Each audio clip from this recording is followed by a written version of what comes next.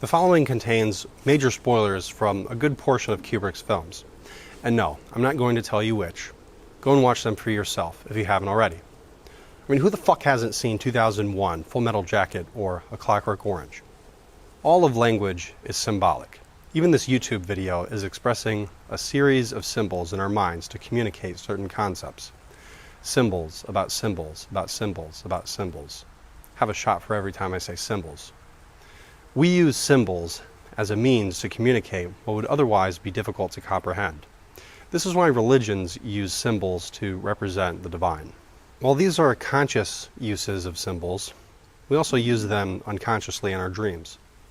There is a degree of free association within our dreams. There could be a symbol in both of our dreams, but we would both have completely different interpretations.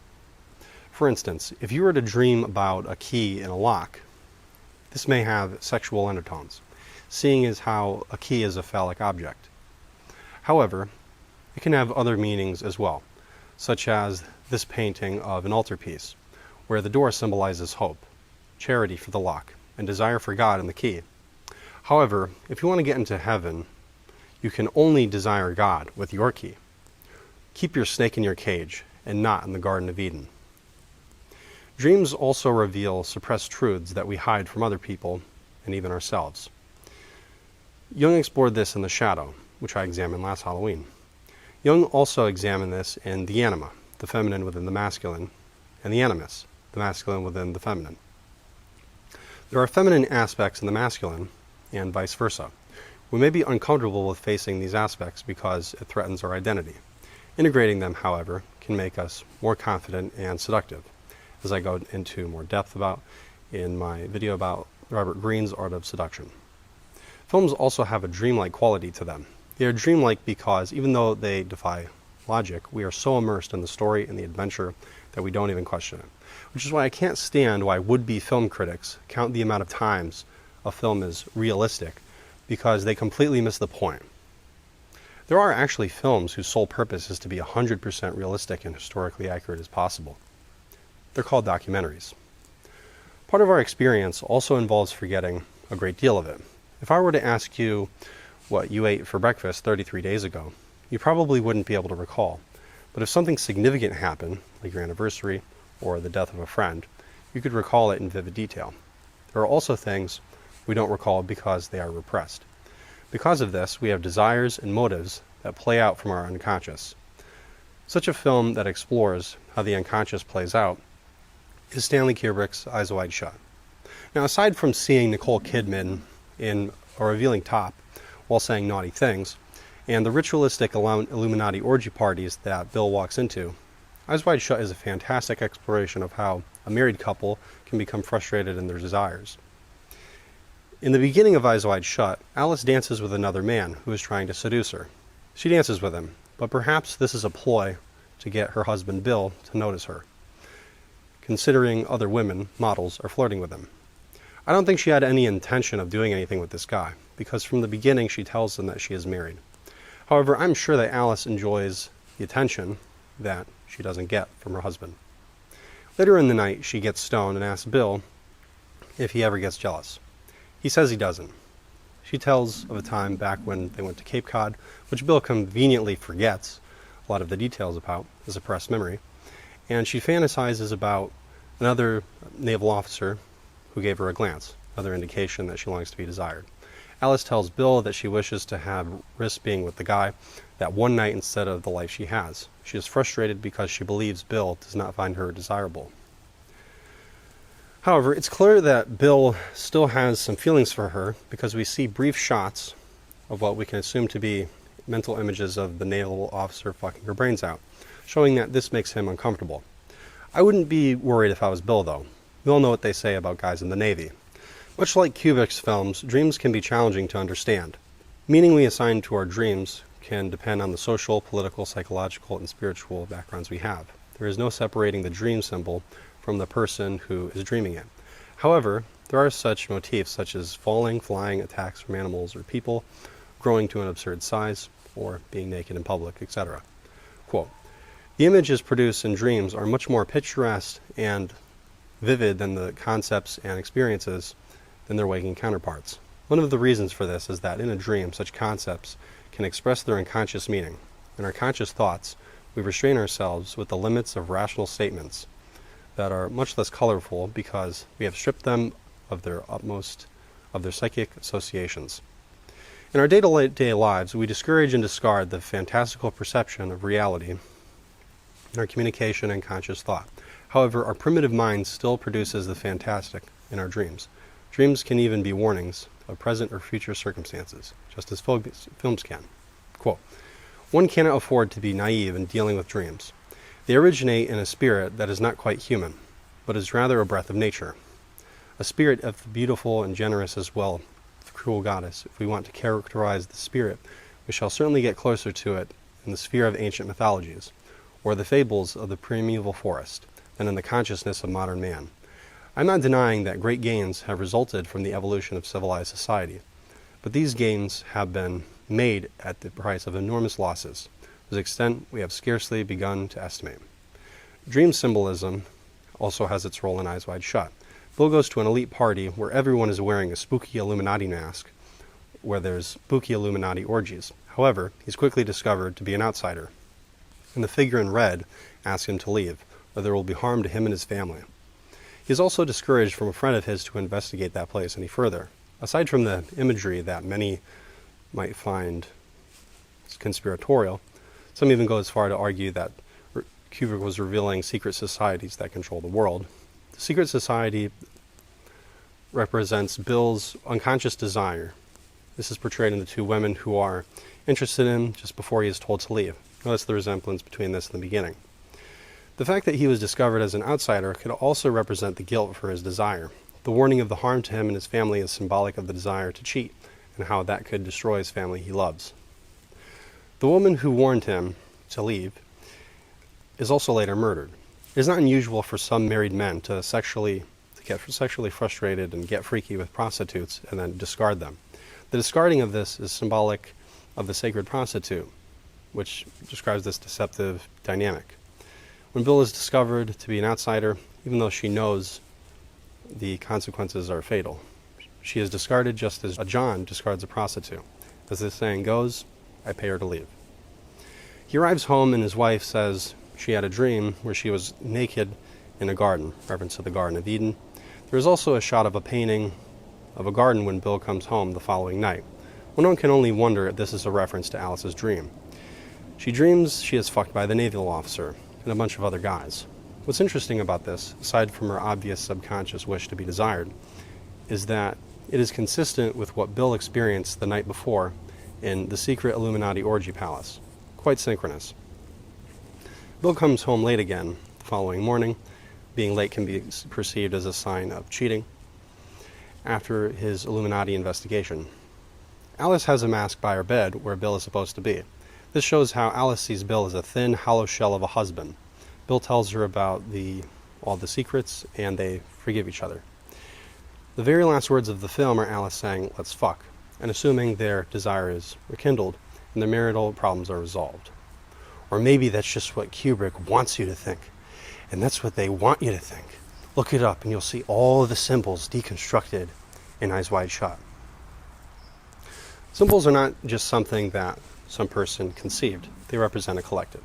Quote, "Just as the human body represents a whole museum of organs, each with a long evolutionary history behind it, so should we expect that the mind is organized in a similar way. It can no more be a product without history than is the body in which it exists. But by history I do not mean the facts of the mind built by the conscious reference to pass through language or other cultural traditions. I am referring to the biological, prehistoric, and unconscious development of the mind in archaic man, whose psyche was close to that of the animal. This immensely old psyche forms the basis of our mind, just as the structure of our body is based on general anatomical pattern of the mammal. The trained eye of the anatomist, or the biologist, finds many traces of the original pattern in our bodies. The experienced investigator of the mind can similarly see the analogies between the dream pictures of modern man and the products of the primitive mind, its collective images, and its mythological motifs.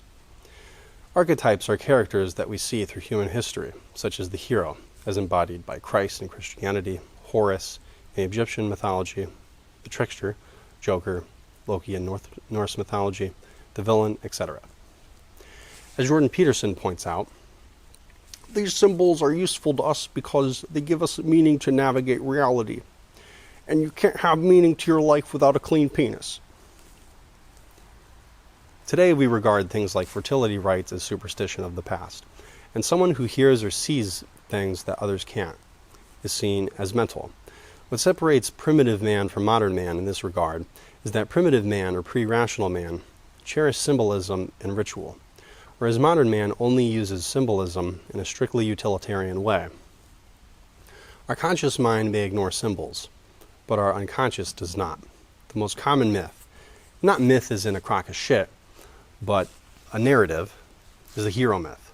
Although the hero myth is found in every culture, the essential elements of them are the same. A humble birth, superhuman qualities that make him powerful, a struggle with evil, caving to sin, and a downfall due to betrayal or sacrifice that leads to his death.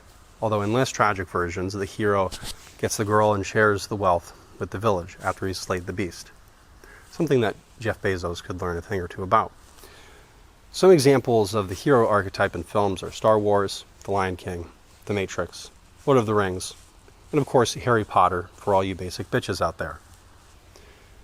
The act of initiation is from one state of consciousness to another, from childhood to adulthood, from oblivion to enlightenment.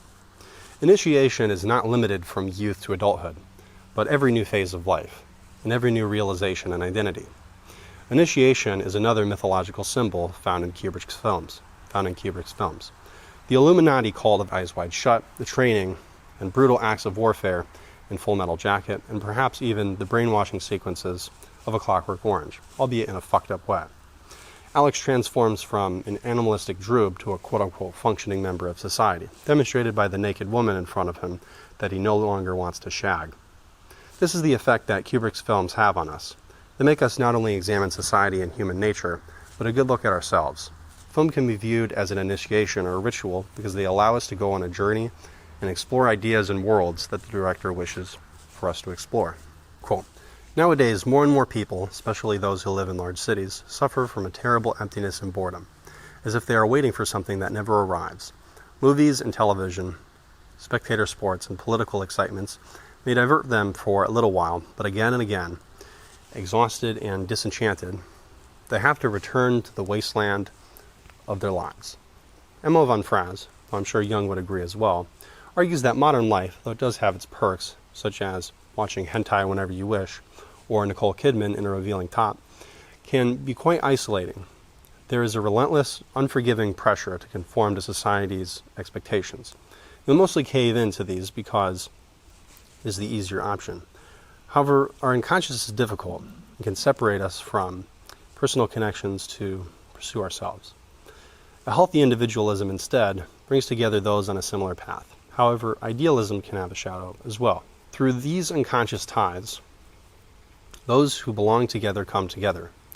That is the reason why attempts to influence people by advertisements and political propaganda are destructive, even when inspired by idealistic motives. All such attempts to repress the reactions of the unconscious must fail in the long run, for they are basically opposed to our instincts. When one is dedicated to individuation, self-actualization, following one's bliss, or dharma, it is contagious for many human beings. Art and their creativity has been their means of expressing their individuation, a medium rich in symbolism and meaning. Stone and the animal, as seen in Kubrick's 2001 A Space Odyssey, man takes various forms, such as an animal, a tool, a house, or a number, and makes it into a symbol. The universe itself could even be made into a symbol. Mankind has a tendency to turn objects into symbols, which are then used in both religious and artistic imagery. This would explain why historically the two are intertwined. Some of man's earliest sculptures were in stone, an enhanced version of what nature had created. This is also why Kubrick's 2001, in the opening, it has a black monolith, giant stone, and a monkey discovers the use of tools, bones of animals, while dancing on a rock. This gives an advantage to survival. The monkey tosses the stone in the air and transitions to a spaceship, thus speeding ahead thousands of years, still using technology as leverage in the evolution of our species. Animals are symbolic of man's primitive nature. Some examples of these include the signature bull look in Kubrick's films and many of the characters, and the man in the bear suit giving a BJ to the satanic rider in The Shining. Animals are also depicted in a number of religions and mythology as well. In Christianity, there is also the use of sheep in their imagery, Christ being a shepherd, which Timothy Leary found to be rather amusing. If the Lord is my shepherd, what does that mean I am? Ba, ma, pa. Man still has animal instincts, though we are one of the few species on Earth that can actually control them. However, when our animal nature is not fully integrated, this can lead to suppression and misery. Thus, when our instincts aren't integrated, they can destroy us. This reminds me of A Clockwork Orange, which opens with a rape scene. Alex and his group of droogs go around beating up the homeless and putting their peckers where they shouldn't be. Ultimately, Alex tries to assault the wrong woman, and his droogs betray him, smashing him with a bottle of milk, symbolic of semen, the male libido in excess in this case, before the police show up, landing him in prison. He's also subjected to MK-Ultra-esque experiments to see if he can finally be cured. Violently attacking people is one thing, but setting Ludwig van to ultra-violence, that's just a sin. Not a fun tack, the actor of Alex got scraped his corneas in those scenes. Another film that examines the animal and man is Kubrick's Full Metal Jacket. Private Pyle is treated horribly during training. He is ritualistically humiliated by the drill instructor. This is the military, so if he screws up, everyone suffers as well. Thus, he is mistreated not only by the instructor, but everybody else as well. Just before being deployed to Nam, Pyle has become a monster. Joker, a fellow Marine, finds him in the bathroom with a rifle. Pyle is making the signature bull eye look, which is symbolic of the animal instinct and rage which possesses him. Ultimately, Pyle kills Hartman and then himself. Full Metal Jacket expresses the dichotomy of hyper-disciplined and civilized aspects of war, with the animalistic, dehumanizing aspects. I think I was trying to suggest something about the duality of man, sir. The what? The duality of man, the Jungian thing, sir. So some examples of these are Animal Mother forcing himself on a prostitute, and the ending where Joker has to shoot a Vietnamese child soldier who is surprisingly a good shot considering there was no Counter-Strike or Call of Duty at the time. Animal Mother also has the phrase, I am become death on his helmet, which is a portion of I am become death, destroyer of worlds, which is in the Bhagavad Gita, in which Krishna tells Arjuna when he is conflicted about finding his kinsman. On the one hand, this is fitting because Animal Mother's dehumanizing behavior and eagerness to fight in the battle. This also would make Joker similar to Arjuna, considering he seems to be more reluctant to kill the gooks than those around him. He's more of a critical thinker, whereas Animal Mother is a bit of a tool. The Marines all sang Mickey Mouse as if they didn't just shoot a child in the face, representing the duality of man Joker mentioned previously. You know, the Jungian thing. We as Americans are willing to condone and promote these acts like these in order to defend our so-called civilized society. Though this isn't uniquely to single out American foreign policy, although that is quite awful, currently and historically. Dehumanization is a process that occurs whenever various entities are at war. And of course, Eyes Wide Shut, there is ritualistic fucking and tons of primitive splooging where Bill is tempted to cheat on his wife. Not to mention all the crazy Illuminati-esque imagery. Kubrick knew all the inside secrets, and he was showing them in plain sight. He directed the moon landing. I'm sorry, I forgot to take my lithium. Before I move on to the animal symbol, I felt it worth mentioning that Squid Game, a very recent example, also makes use of this, with wealthy elites literally wearing animal masks as they participate in the dehumanization and exploitation of the participants. Quote, suppressed and wounded instincts are the dangers threatening primitive man. In both cases, the animal is alienated from its true nature, and for both, the acceptance of the animal soul is the condition for wholeness and a fully lived life. Primitive man must tame the animal in himself, make it his helpful companion. Civilized man must heal the animal in himself and make it his friend. Now let me see your war paint. Ah! Bullshit! You didn't convince me. Let me see your real war paint.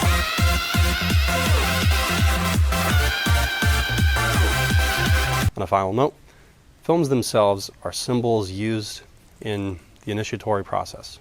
They help us explore not only outward journeys, but inward journeys as well. Films and dreams use symbols to explore unconscious desires that play out in our lives.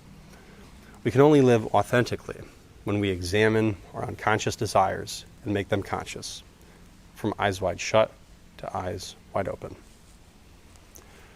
Happy Halloween, everybody. I really enjoyed making this video. Kubrick is one of my favorite directors, and Jung is one of my favorite psychologists and, I guess, philosophers or spiritual figures. It's kind of a mix of those. But yeah, so I hope you have a very groovy, spooky, Illuminati-free Halloween. So yeah, I really enjoyed working this video, and I'm kind of playing with this new format of, you know, taking something that's very conceptual, you know, like the work of Jung, for instance, and then taking something that we have a bit more of a tangible experience with, like Kubrick films, and using them to kind of to interweave them a bit to explain certain concepts. So I hope you enjoyed today's video. Feel free to like, share, and subscribe. Become a patron on our Patreon page if you would like to become a patron and support the work that we are doing at Focus Shift Media. And stay tuned for more.